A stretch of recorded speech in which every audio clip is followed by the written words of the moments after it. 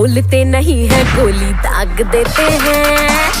पंगा न लेना मेरे बापू से, खून खराबे वाला है खानदान मेरा, बातें होती हैं चोरी चाकू से। ए मैडम हम हुक्म नहीं की भोजपुरी में बताई। रंगा बाजी तो हमारा खून में बाटे, होई भोजपुरिया हमारा दा, अपना पहुंचे आ जाई हो जाई डार्लिंग, 5 मिनट में करादा।